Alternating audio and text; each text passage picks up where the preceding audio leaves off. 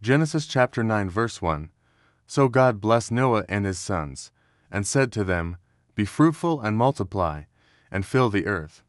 Verse 2. And the fear of you, and the dread of you, shall be on every beast of the earth, on every bird of the air, on all that move on the earth, and on all the fish of the sea. They are given into your hand. Verse 3. Every moving thing that lives shall be food for you. I have given you all things, even as the green herbs. Verse 4. But you shall not eat flesh with its life, that is, its blood. Verse 5. Surely for your lifeblood I will demand a reckoning. From the hand of every beast I will require it, and from the hand of man.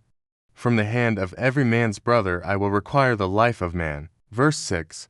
Whoever sheds man's blood, by man his blood shall be shed. For in the image of God he made man. Verse 7. And as for you, be fruitful and multiply. Bring forth abundantly in the earth and multiply in it. Verse 8. Then God spoke to Noah and to his sons with him, saying, Verse 9. And as for me, behold, I establish my covenant with you and with your descendants after you. Verse 10. And with every living creature that is with you, the birds, the cattle, and every beast of the earth with you, of all that go out of the ark, every beast of the earth. Verse 11. Thus I establish my covenant with you. Never again shall all flesh be cut off by the waters of the flood. Never again shall there be a flood to destroy the earth. Verse 12. And God said, This is the sign of the covenant which I make between me and you, and every living creature that is with you, for perpetual generations. Verse 13. I set my rainbow in the cloud, and it shall be for the sign of the covenant between me and the earth. Verse 14.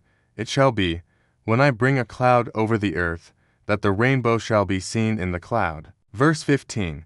And I will remember my covenant, which is between me and you and every living creature of all flesh. The waters shall never again become a flood to destroy all flesh. Verse 16. The rainbow shall be in the cloud, and I will look on it to remember the everlasting covenant between God and every living creature of all flesh that is on the earth. Verse 17. And God said to Noah, This is the sign of the covenant which I have established between me and all flesh that is on the earth. Verse 18. Now the sons of Noah who went out of the ark were Shem, Ham, and Japheth. And Ham was the father of Canaan. Verse 19. These three were the sons of Noah, and from these the whole earth was populated. Verse 20. And Noah began to be a farmer, and he planted a vineyard. Verse 21. Then he drank of the wine and was drunk, and became uncovered in his tent. Verse 22.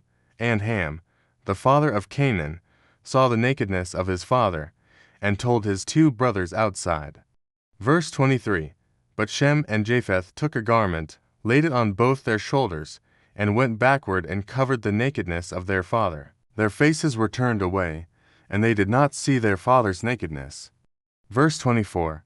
So Noah woke from his wine, and knew what his younger son had done to him. Verse 25. Then he said, Cursed be Canaan. A servant of servants he shall be to his brethren. Verse 26. And he said, Blessed be the Lord, the God of Shem, and may Canaan be his servant. Verse 27. May God enlarge Japheth, and may he dwell in the tents of Shem, and may Canaan be his servant. Verse 28. And Noah lived after the flood 350 years. Verse 29. So all the days of Noah were 950 years, and he died.